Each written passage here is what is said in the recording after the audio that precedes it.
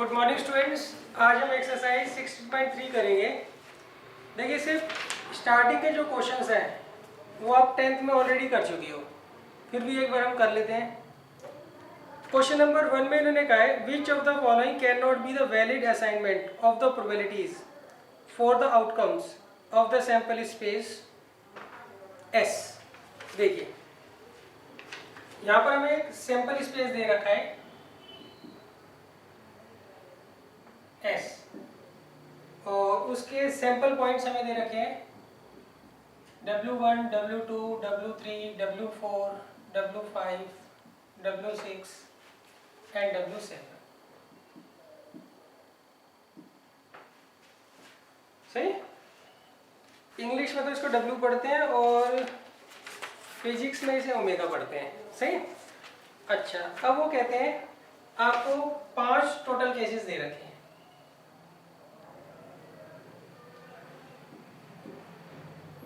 और पांचों केसेस के आपको W या ओमेगा कुछ भी बोल लीजिए, उनकी वैल्यूज दे रखी है।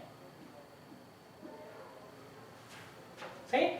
A में W1 है 0.1, W2 0.01, W3 0.05, W4 0.03, W5 0.01, W6 0.2, W7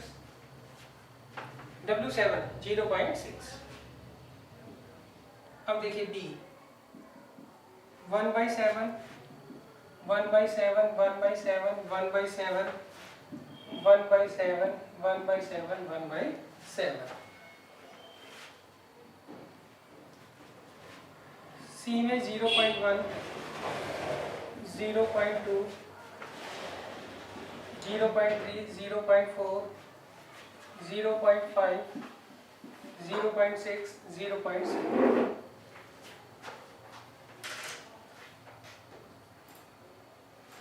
और D में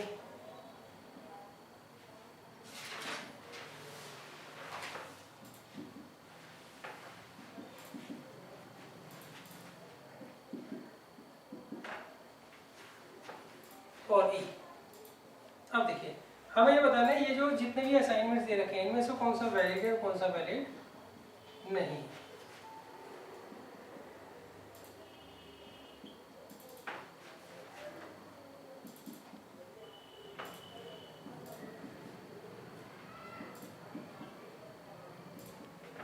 तो अब इसका पहले तो बच्चों बेसिक कॉन्सेप्ट समझ लीजिए क्या है।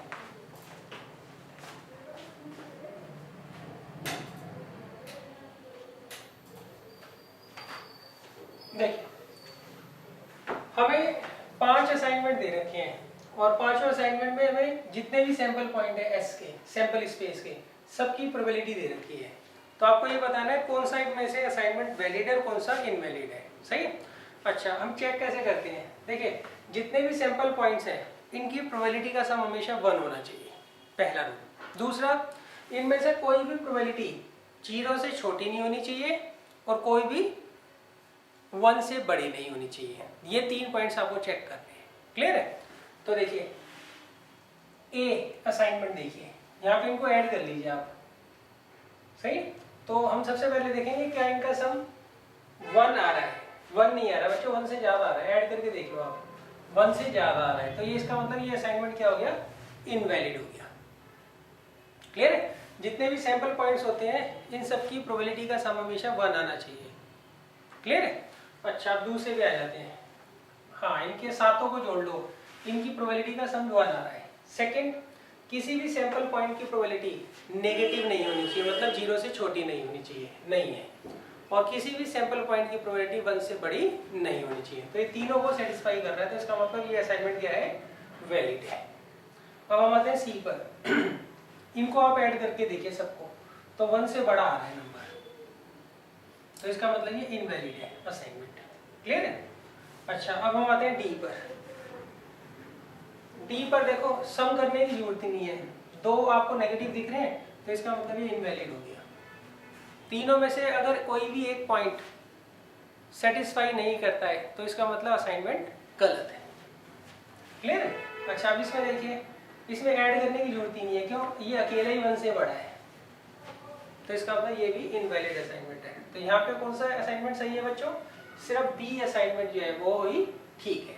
पहला वाला क्यों गलत है, सही, इनको ऐड करके देखिए 0.8, अच्छा सॉरी बच्चों देखना पड़ेगा, ये 0.8 और 0.9, हाँ ये भी सही है बच्चों, ए वाला भी सही है, ए वाला असाइनमेंट भी सही है, सही, एग्जैक्ट 1 आ रहा है इसका, देखो 0.8 और 0.9 और इनका ऐड कर कर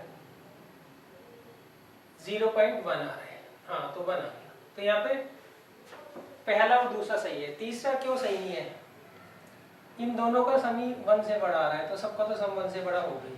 यहाँ पर ये 2 नेगेटिव है और यहाँ पर ये 1 से बड़ा है, सही। तो 3 चीजें आपको चेक करनी है, जितने भी सैंपल पॉइंट है सबकी प्रोबेबिलिटी का सम 1 होना चाहिए, कोई भी एक सैंपल पॉइंट की प्रोबेबिलिटी नेगेटिव नहीं होनी चाहिए और कोई भी 1 से बड़ी नहीं होनी चाहिए।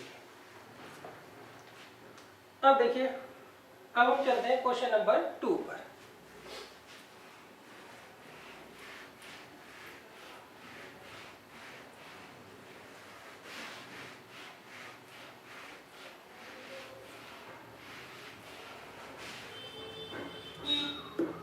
देखिए क्वेश्चन नंबर 2 में उन्होंने क्या कहा है, इसमें उन्होंने कहा है अ कॉइन इज टॉस्ड ट्वाइस, हमने एक कॉइन को 2 बार उछाला, सही। जब हम एक कॉइन को 2 बार उछालते हैं तो उसमें सैंपल स्पेस बच्चों क्या क्या बन सकते हैं,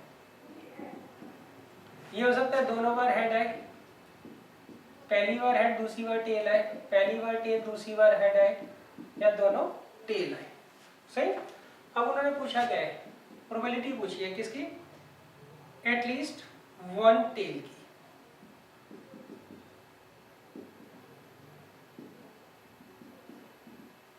probability of getting at least 1 tail, clear है। अच्छा, एटलीस्ट 1 टेल का मतलब क्या होता है, या तो टेल एक बार आए या एक से ज्यादा 2 बार आए, सही। तो हम यहाँ निकालेंगे एटलीस्ट 1 टेल का मतलब है या तो एक टेल आए या फिर 2 टेल आए, सही। तो 1 टेल देखिए, इन 2 केसेस में एक बार टेल आ रहा है तो 2/4 और 2 टेल ये रहा 1/4, तो आंसर क्या आ जाएगा बच्चों, 3/4 जो है वो आंसर आ जाएगा।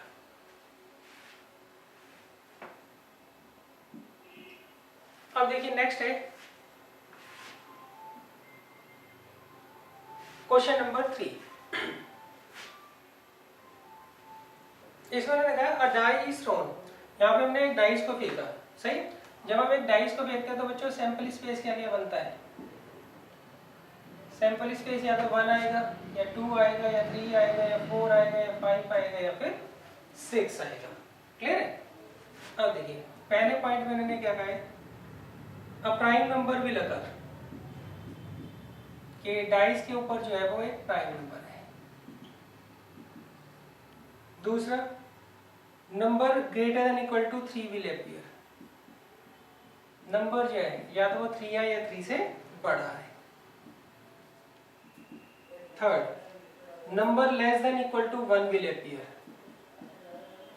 नंबर जो है वो less than equal to 1। Fourth, a number more than 6 will appear, number more than 6 will appear। fifth, number less than 6 will appear। अब देखिए कैसे करना है इसको, देखिए पहले मैंने कहा प्राइम नंबर है, यहाँ पे मैंने क्या कहा है, हमने एक डाइस को एक बार उछाला है, सही। जब हम डाइस को उछालते हैं तो उसमें ये सैंपल पॉइंट आ सकते हैं, तो ये हमने इसका सैंपल स्पेस बना लिया। अब इन्होंने कहा प्राइम नंबर है, तो प्राइम नंबर कौन से होते हैं, जो सिर्फ अपने आप से कटते हैं, सही। 1 को उसमें हम इंक्लूड नहीं करते हैं। 2, 3, 5 3 प्राइम नंबर है, तो इसकी प्रोबेबिलिटी क्या होगी 3/6, सही। प्राइम नंबर कौन से होते हैं, जो सिर्फ अपने आप से और 1 से कटते हैं, मगर 1 को हम इसके अंदर इंक्लूड नहीं करते हैं, तो इसकी प्रोबेबिलिटी हो जाएगी 1/2। सेकेंड में उन्होंने क्या कहा है, number greater than equal to 3, number जो है वो ग्रेटर देन इक्वल टू 3 है, तो ये 4 केसेस हो गए, तो 4/6 कितना आ जाएगा 2/3, सही।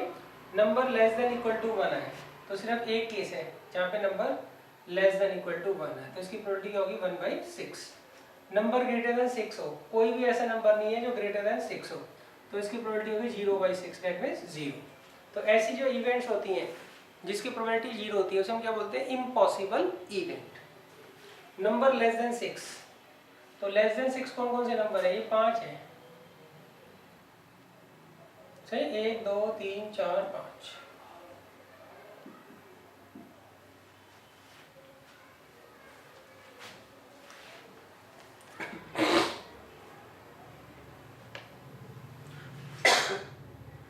नंबर जो है वो लेस देन 6 है, क्लियर। तो उसकी प्रोबेबिलिटी क्या हो जाएगी बच्चों, 5/6।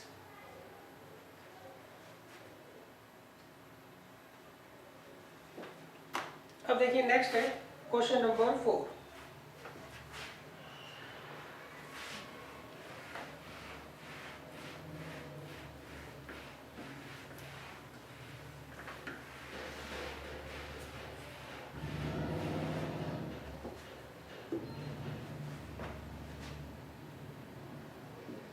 देखिए क्वेश्चन नंबर 4 में उन्होंने कहा है a card is selected from a pack of 52 cards. हमने एक कार्ड सेलेक्ट किया 52 कार्ड्स में से। How many points are there in the sample space. तो सैंपल स्पेस में कितने सैंपल पॉइंट होंगे, 52 होंगे, सही। 52 कार्ड्स है ना, तो सैंपल स्पेस में पॉइंट कितने आएंगे, 52 ही आएंगे, सही। अच्छा अब मैं आपको बता देता हूँ ये कार्ड्स होते हैं किस तरह से है। टोटल 52 कार्ड होते हैं, इसमें 26 तो रेड कार्ड होते हैं और 26 जो है वो ब्लैक कार्ड है, सही। अब ये जो रेड कार्ड होते हैं इसमें 2 सूट होते हैं, एक होता है हार्ट और एक होता है डायमंड। और ब्लैक के 2 सूट होते हैं, एक होता है स्पेड और एक होता है क्लब, क्लियर है। अब देखिए, अब मैं हार्ट की कंपोजिशन बताता हूँ। इसका पहला कार्ड क्या होता है, एस, फिर number 2, number 3, number 4, number 5, number 6, number 7, number 8, number 9, number 10, फिर जैक, क्वीन एंड किंग। ये होते हैं बच्चों कार्ड, क्लियर है। यही कंपोजिशन यहाँ चलती है सेम, और यहाँ और यहाँ, मतलब इन सब के पहले पत्ता एस होगा, दूसरा नंबर 2, फिर number 3, number 4, number 5, number 6, number 7, number 8, number 9, फिर नंबर 10, फिर जैक, क्वीन एंड किंग। जे को क्या बोलते हैं बच्चों, जैक, क्यू को क्वीन और के को किंग। अच्छा इन तीनों को मिलाकर हम बोलते हैं फेस कार्ड्स, क्लियर है। और जो ये ए होता है इसे क्या बोलते हैं हम, एस कार्ड, क्लियर है। अच्छा ये सूट होते हैं, हार्ट जो सूट होता है इसमें 13 पत्ते होते हैं, डायमंड जो सूट होता है उसमें 13 पत्ते होते हैं, स्पेड जो सूट होता है उसमें 13 पत्ते होते हैं, क्लब जो सूट होता है उसमें 13 पत्ते होते हैं, सही। और एक कलर के 26 पत्ते होते हैं, ध्यान रखना। एक कलर के कितने पत्ते होते हैं, 26, और एक सूट के कितने होते हैं, 13, सही। अब देखिए, अब क्वेश्चन है 4th का ए, इसमें कितने सैंपल पॉइंट होंगे, 52 होंगे बच्चों। बी में calculate the probability that the card of an card is an ace of spade. देखिए इन्होंने कहा हमने एक पत्ता निकाला, क्या प्रोबेबिलिटी है वो एस हो स्पेड का, एस हो किसका, स्पेड का, क्लियर है। तो देखिए एस का, एस हो किसका, स्पेड का। तो स्पेड में कितने एस होते हैं, सिर्फ एक ही स्पेस होता है, सॉरी स्पेड में कितने एस होते हैं, सिर्फ एक ही होगा ना बच्चों। तो इसकी प्रोबेबिलिटी क्या हो जाएगी, 1/52। अब देखिए नेक्स्ट में इन्होंने कहा है कैलकुलेट द प्रोबेबिलिटी दैट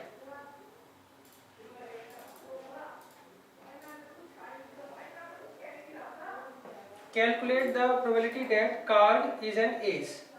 अब देखिए कार्ड इज एन एस और दूसरे में ब्लैक कार्ड।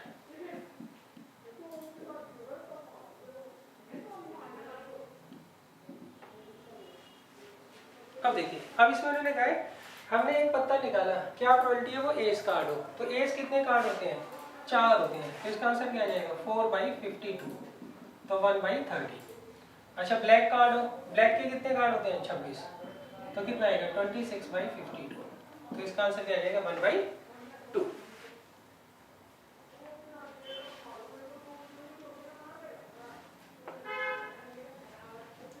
अब देखिए नेक्स्ट है क्वेश्चन नंबर 5।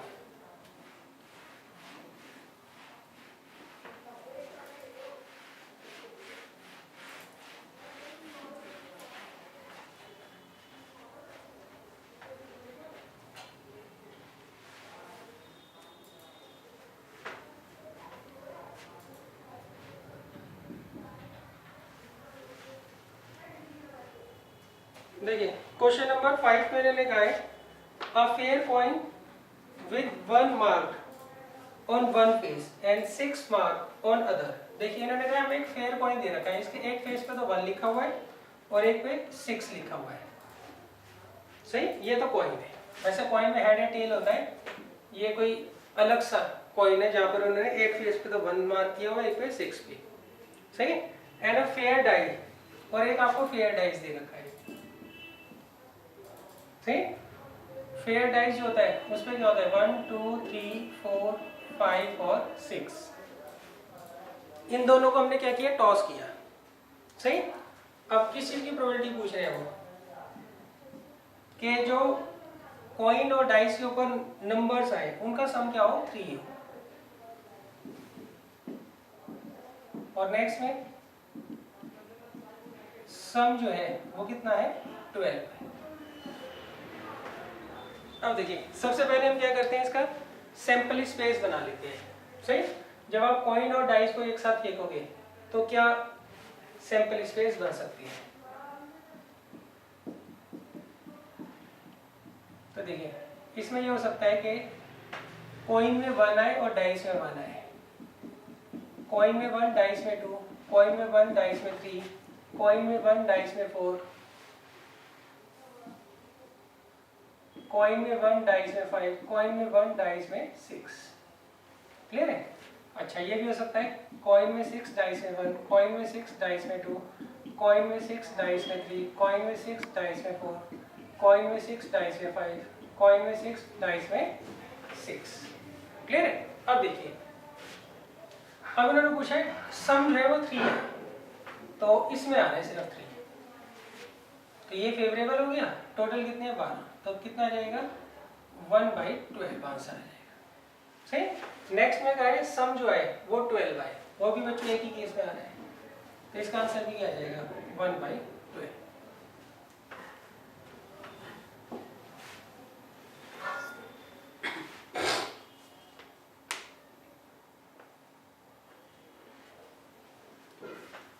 अब देखिए नेक्स्ट है क्वेश्चन नंबर 6।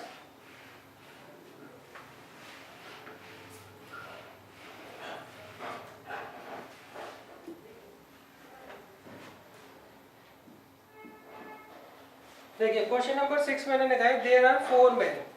यहाँ पे हमें 4 तो मैन दे रखे हैं और 6 वुमेन दे रखी हैं।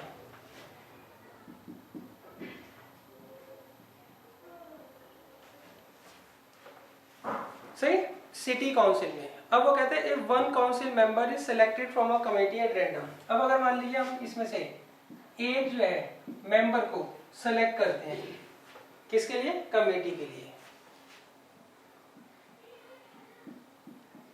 अब वो पूछते हैं क्या प्रोबेबिलिटी है कि वो वुमेन हो। तो वुमेन के सिलेक्शन की प्रोबेबिलिटी क्या होगी बच्चों? फेवरेबल 6 है, टोटल 10, तो क्या आंसर आ जाएगा? 3/5। तो बच्चों इसमें अपना फार्मूला एक बार जरूर लिख कर आइएगा। सही है, फार्मूला मैं तो लिख नहीं रहा हूँ, फार्मूला आपको आता ही है, number of favourable outcomes upon total number of outcomes. अब देखिए नेक्स्ट क्वेश्चन है, इसमें मैंने लिखा है a fair coin is tossed 4 times. हम एक फेयर कॉइन को 4 बार टॉस कर रहे हैं। तो अब आप इसका बच्चों सैंपल स्पेस देख लीजिए कैसे बनेगा। यहाँ पर हम क्या कर रहे हैं, एक पेयर कॉइन को 4 बार टॉस कर रहे हैं, सही। ये मान लीजिए फर्स्ट टाइम, ये सेकंड टाइम, थर्ड टाइम और ये fourth time. First time head या टेल में से कुछ भी आ सकता है, सेकंड टाइम भी हेड या टेल में से कुछ भी आ सकता है, थर्ड टाइम भी हेड या टेल में से कुछ भी आ सकता है, फोर्थ टाइम जो है उसमें भी हेड या टेल में से कुछ भी आ सकता है। तो यहाँ पर फर्स्ट में कितने आउटकम होंगे, 2, दूसरे में 2, तीसरे में 2 और फोर्थ में 2। तो 2 की पावर 4 कितना आ गया, 16 आ गया। तो यहाँ पर यानी कि टोटल जो है 16 आउटकम बनेंगे, सही। अब देखिए इसका सैंपल स्पेस हम कैसे बनाते हैं। सबसे पहले देखिए 16 का जो आधा होता है वो कितना होता है, 8। तो 8 पर आपको हेड लिख दीजिए और 8 पर टेल लिख दीजिए, सही। अब 8 का आधा 4 बार हेड,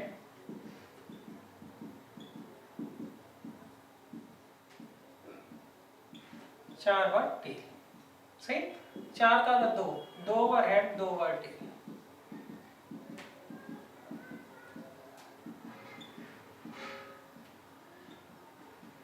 फिर 2 का आधा 1, 1 बार हेड 1 बार टेल,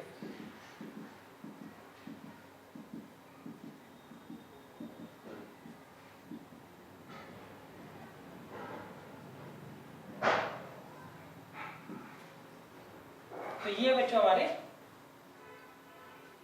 सैंपल स्पेस बन जाएंगे, क्लियर है। अच्छा, अब वो कहते हैं A fair coin is tossed 4 times. A person win ₹1 for each head. अब अगर मान लीजिए हेड आता है तो उस केस में वो 1 रुपया जीतता है, और अगर टेल आता है तो वो 1.5 रुपया हार जाता है। टेल आता है तो वो 1.5 रुपया हार जाता है। तो अब आपको ये बताना है जितना डिफरेंट अमाउंट वो जीत सकता है और हार सकता है उसकी हमें प्रोबेबिलिटी बतानी है क्या होगी, क्लियर है। तो देखिए उन्होंने कहा अगर हेड आता है तो 1 रुपया जीतेगा और टेल आता है तो 1.5 रुपया हार जाएगा, सही। तो पहले तो हम ये देखेंगे वो कितना डिफरेंट अमाउंट जीत सकता है और हार सकता है। यहाँ पे देखो 4 बार हेड आया है तो इसका मतलब 4 रुपये जीतेगा। यहाँ पे यहाँ पर 3 बार हेड आया है तो इसका मतलब 3 रुपये जीतेगा और 1.5 रुपया क्या करेगा, वो हार जाएगा। तो आगे 1.50, सही। यहाँ पर 3 रुपये जीतेगा और 1.5 रुपया हार जाएगा, तो मतलब नेट उसको 1.5 रुपया मिल गया। यहाँ पर 2 रुपये जीतेगा, 3 रुपये हारेगा, तो इसका मतलब यहाँ पर वो 1 रुपया हार रहा है। नेक्स्ट यहाँ पर 3 रुपये जीत रहा है, 1.5 रुपये हार रहा है।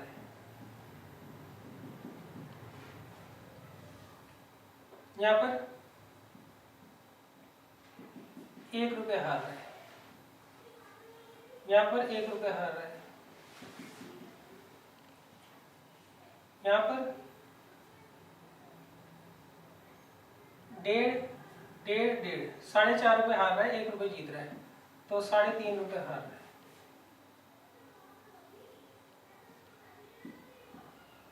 यहाँ पर 3 रुपये जीत रहा है, 1.5 रुपये हार रहा है, तो 1.5 रुपये वो नेट में जीत रहा है। इसका मतलब यहाँ पर 2 रुपये जीत रहा है, 3 रुपये हार रहा है, तो मतलब नेट में वो 1 रुपया हार रहा है।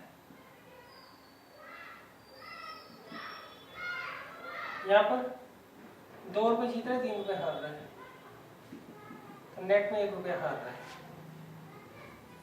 यहाँ पर 4.5 रुपये हार रहा है, 1 रुपया जीत रहा है, तो 3.5 रुपये हार रहा है।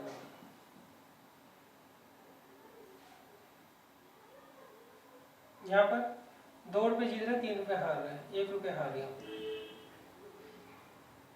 यहाँ पर 4.5 रुपये हार रहा है, 1 रुपये जीत रहा है, तो 3.5 रुपये हार रहा है।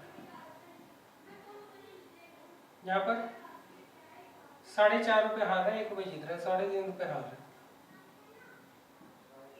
यहाँ पर वो 6 रुपये हार रहा है, सही। तो पहले हम क्या करेंगे, लेट कर लेते हैं। Late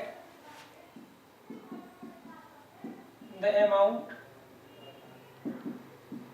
that person can lose और गेन, उसे हम मान लेते हैं एक्स आई। तो अब देखिए एक्स आई की वैल्यू क्या हो सकती है, सही 4 रुपये वो जीत भी सकता है और 1.5 रुपये हार भी सकता है और 1 रुपये भी हार सकता है और 3.5 रुपये भी हार सकता है और 6 रुपये भी हार सकता है। अब देखिए पी एक्स आई,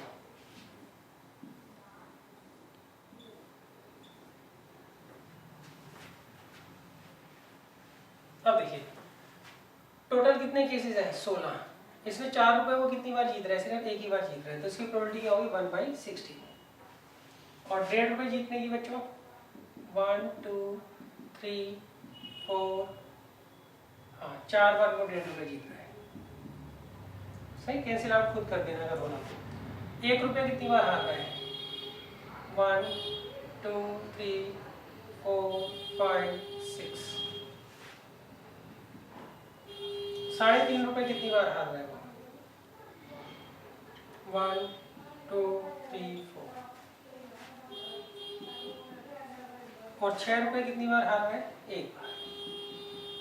तो ये बच्चों प्रोबेबिलिटी आ गई, जितना डिफरेंट अमाउंट वो जीत सकता है वो भी लिख दिया और उसको जीतने या हारने की प्रोबेबिलिटी क्या होगी वो मैंने यहाँ पर लिख दी। यही बच्चों इन्होंने आपसे पूछा है।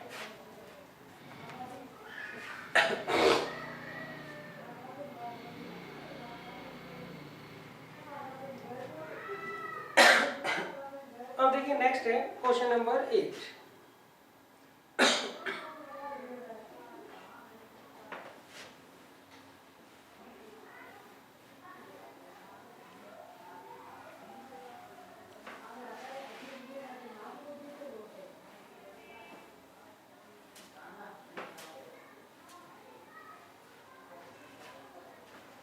देखिए यहाँ पर इन्होंने क्या कहा है क्वेश्चन नंबर 8 में,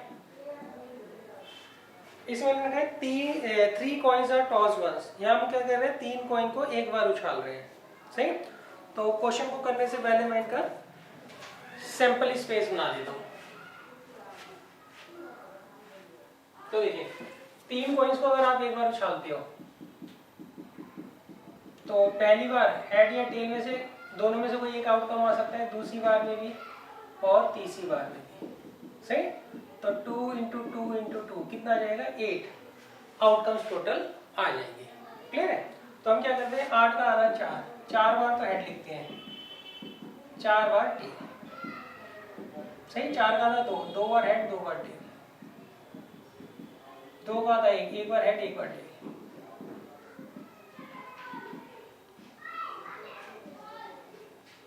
तो ये हो गया सैंपल स्पेस।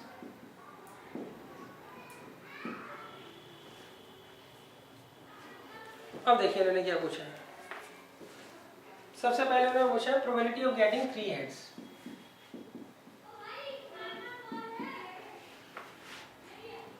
वो क्या हो जाएगा 1/8। दूसरा प्रोबेबिलिटी ऑफ 2 हेड्स, तो 2 हेड की देखिए, एक तो ये बनेगा, एक ये 2 हेड और एक ये, तो इसकी प्रोबेबिलिटी क्या हो जाएगी 3/8। नेक्स्ट है एटलीस्ट 2 हेड्स,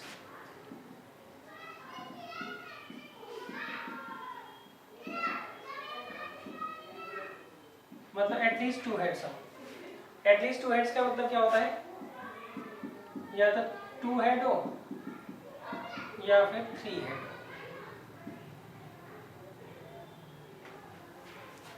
क्लियर। तो 2 हेड्स देखिए,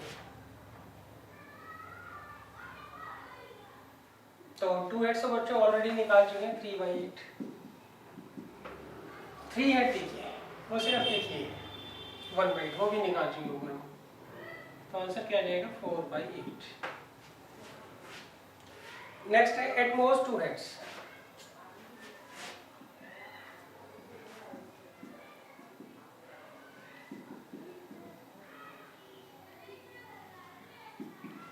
एट मोस्ट मतलब ज्यादा से ज्यादा 2 हेड है, इसमें आ जाएगा 0 हेड,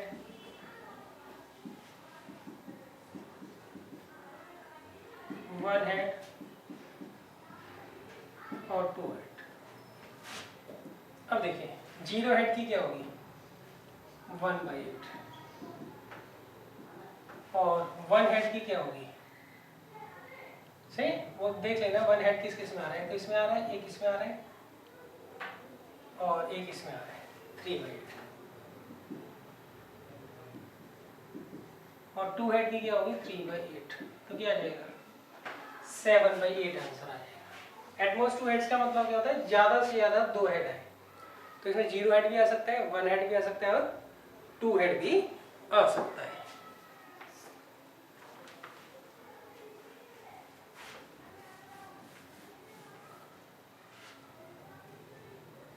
अब देखिए फिफ्थ है नो हेड। नो हेड मतलब कोई भी हेड ना है, तो ये अकेला केस है, तो इसका आंसर क्या जाएगा 1/8। नेक्स्ट है 3 टेल्स, प्रोबेबिलिटी ऑफ 3 टेल्स। तो देखिए 3 टेल सिर्फ इसमें आ रहे हैं, तो इसकी प्रोबेबिलिटी क्या होगी 1/8, सही। नेक्स्ट है प्रोबेबिलिटी ऑफ एग्जैक्टली 2 टेल्स, सही। एग्जैक्टली 2 टेल्स देख लेना 3 जगह आ रहा है एग्जैक्टली 2 टेल्स। देखिए यहाँ पर 2 टेल, 2 टेल और 2 टेल, केवल 3 जगह आ रहा है, तो आंसर आ जाएगा 3/8। 8 नो टेल, कोई भी टेल ना है, सही, तो वो उसका सिर्फ एक यही केस है, तो आंसर आ जाएगा 1/8। 9 एट मोस्ट 2 टेल्स,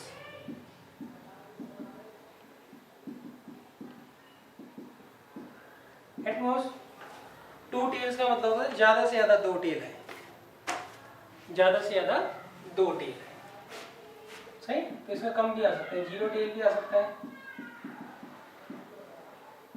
1 टेल भी आ सकता है और 2 बार टेल भी आ सकता है। तो 0 टेल वाला कौन सा होगा बच्चों, ये वाला, सही। और 1 टेल वाला 1 2 3 और 2 टेल वाला 1 2 3, सही। तो इसका तो हो गया 1/8, इसका 3/8, इसका भी 3/8, तो आंसर क्या हो जाएगा 7/8।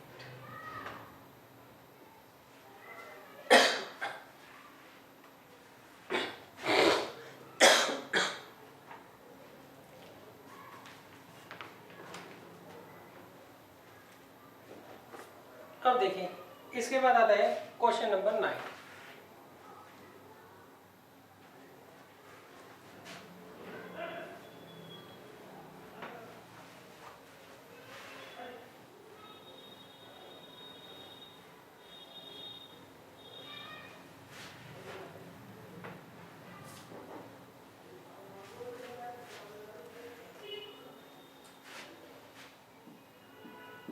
देखिए क्वेश्चन नंबर 9 में मैंने लिखा है if 2/11 is the probability of an event. आपको प्रोबेबिलिटी ऑफ एन इवेंट क्या दे रखा है 2/11। अब पूछा गया इन्होंने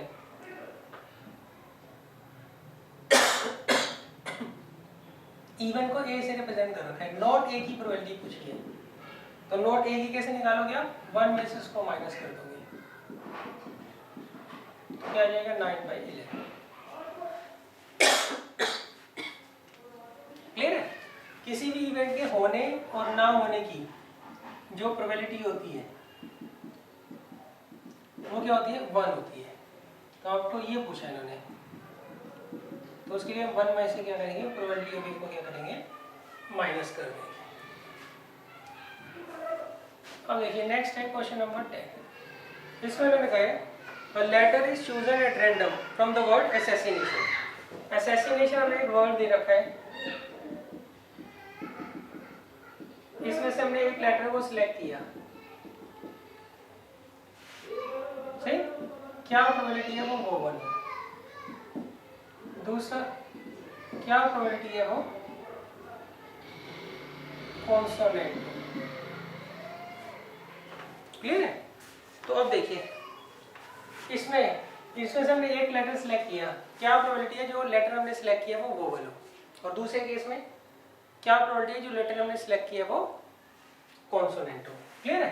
तो सबसे पहले देखिए वोवेल्स होते हैं कौन कौन से हैं, ए ई आई ओ यू, ये होते हैं बच्चों वोवेल्स। इनके अलावा जो बच जाते हैं वो सारे के सारे क्या होते हैं, कॉन्सोनेंट्स होते हैं। तो अब देखिए यहाँ पे कौन कौन से वोवेल है, ए, ये आई, ये ए, ये आई और ये ओ। सही? तो वोवेल्स ए है, दूसरा भी ए, फिर तीसरा ए, 3 बार तो ए है, 2 बार आई है और 1 बार ओ है, कॉन्सोनेंट्स। अब जो बच गए हैं 4 बार तो ऐसे बच्चों, फिर एन है, फिर टी है, फिर एन है। सही? तो यहाँ पे 4 3 7 तो कॉन्सोनेंट है, 6 वोवल है।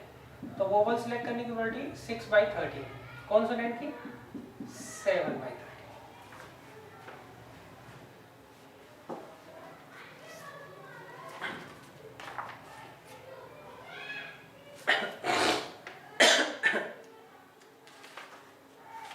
अब देखिए नेक्स्ट है क्वेश्चन नंबर 11।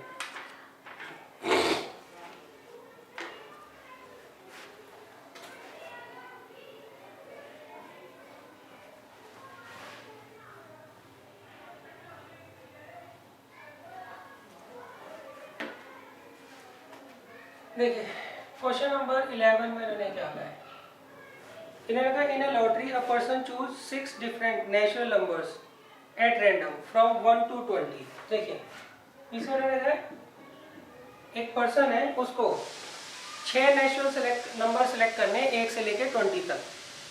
सही है? अच्छा, अगर उसके सिलेक्टेड नंबर किससे, लॉटरी के 6 नंबर से मैच कर जाएंगे तो वो लॉटरी जीत जाएगा। क्लियर है? तो आपको बताना क्या प्रोबेबिलिटी है, अगर वो गेस करता है तो वो प्रोबेबिलिटी जीत जाए। ज़्यादा क्लियर है? तो अब देखिए सबसे पहले आपको 1 से लेकर 20 तक 6 नंबर सेलेक्ट करने हैं, तो कितने तरीके से आप 6 नंबर सेलेक्ट कर सकते हो, पहले तो वो देखिए क्या होगा। Number of ways in which 6 numbers can be selected from 1 to 20। सही? वो कितना आ जाएगा, 20 से 6, 20 है, 20 नंबर में से आपको 6 नंबर सिलेक्ट कर रहे हैं, तो कितने नंबर ऑफ वेज से सिलेक्ट कर सकते हैं, 20 से 6 से। क्लियर है? अब वो कहते हैं जो नंबर उसने एक सेट सिलेक्ट किया, अगर वो लॉटरी के 6 नंबर से मैच कर जाएगा तो उसकी लॉटरी लग जाएगी। सही? तो इस केस में जो विनिंग कॉम्बिनेशन होगा वो सिर्फ एक ही होगा, और टोटल कॉम्बिनेशन कितने बन सकते हैं, 20 से 6। तो probability of winning lottery, clear? वो आप कैसे निकालोगे, नंबर ऑफ फेवरेबल आउटकम 1 होगा, सिर्फ एक लॉटरी का कॉम्बिनेशन होगा ना। अच्छा, और टोटल कितने कॉम्बिनेशन बन सकते हैं, 20 से 6। तो अब इसे आप सॉल्व करकर लिख दीजिएगा। ठीक है? हमें यहाँ पे 1 से लेके 20 तक 6 नंबर सिलेक्ट करने हैं, तो कितने नंबर ऑफ वेज से सिलेक्ट कर सकते हो, 20 से 6 वेज से आप सिलेक्ट कर सकते हो। अच्छा, फेवरेबल तो एक ही होगा क्योंकि उन्होंने एक ही लॉटरी रखी है।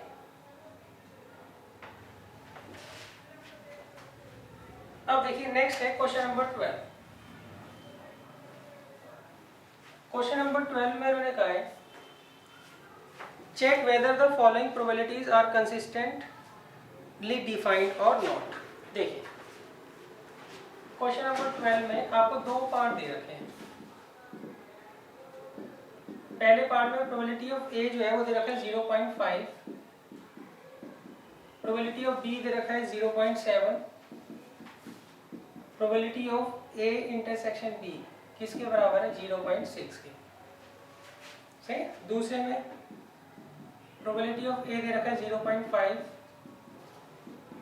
प्रोबेबिलिटी ऑफ बी दे रखा है 0.4, probability of A union B वो दे रखा है 0.8। आपको बताना है ये कंसिस्टेंटली डिफाइंड है या नहीं। तो पहले तो आप ये देख लीजिए आप कैसे चेक करोगे ये डाटा सही है या गलत है। तो उसमें आप एक बार ध्यान रखना, यूनियन जो होता है वो सबसे बड़ा होता है, उसके बाद किसका नंबर आता है, ए एंड बी का, और सबसे छोटा होता है ए इंटरसेक्शन बी। क्लियर है?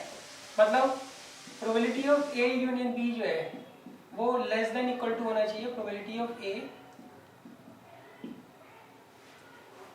और प्रोबेबिलिटी ऑफ बी से। सही। और ये दोनों के दोनों लेस देन इक्वल टू होने चाहिए probability of A intersection B. मतलब इंटरसेक्शन इन दोनों के बराबर तो हो सकता है किसी किसी केस में, मगर इन दोनों से बड़ा नहीं हो सकता। ऐसे ही ए और बी की अलग अलग जो प्रोबेबिलिटी है वो इसके बराबर हो सकती है किसी ना किसी केस में, मगर इनसे कभी भी बड़ी नहीं होगी। तो आप चेक कर लीजिए।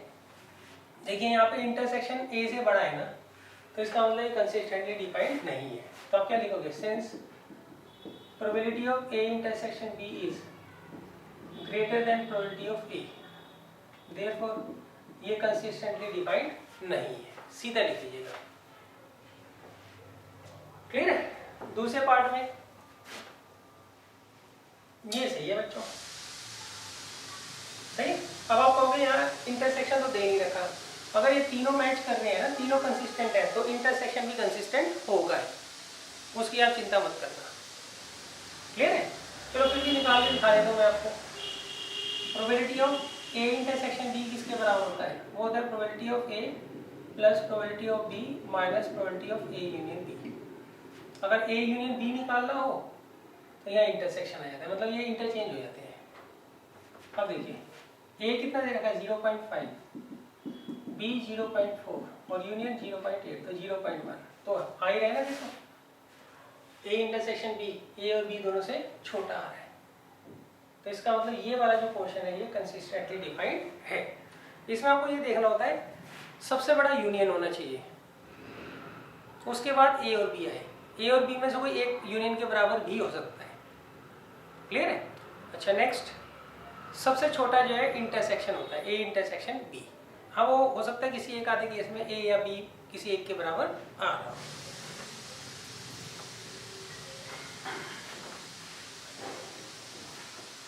अच्छा अब देखिए बच्चों नेक्स्ट जो क्वेश्चन है उसमें आप यही वाला फॉर्मूला लगा देंगे। क्वेश्चन नंबर 13 में ये वाला फॉर्मूला लगा देंगे, तो आप बड़े आराम से कर लोगे क्वेश्चन। सही। अब मैं आपको क्वेश्चन नंबर 14 करवा देता हूँ।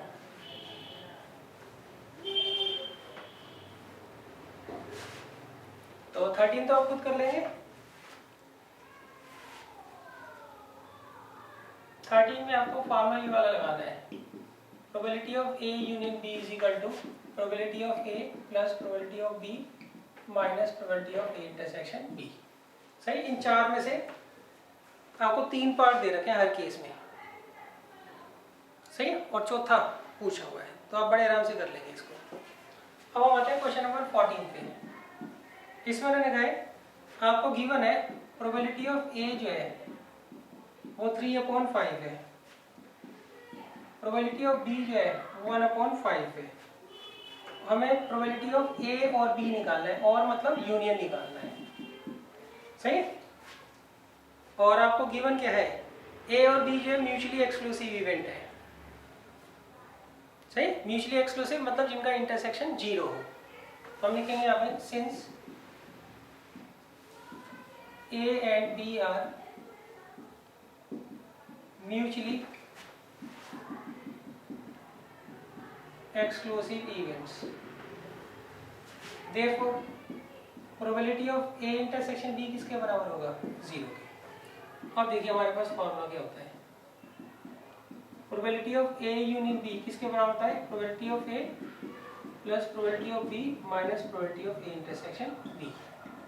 A दे रखा है 3/5 और B दे रखा है 1/5, तो 4/5 हमारा आंसर आ जाएगा। सही है। और का मतलब ध्यान रखना, और का मतलब क्या होता है, यूनियन। नहीं, अगर एंड दिया होता तो उसका मतलब इंटरसेक्शन।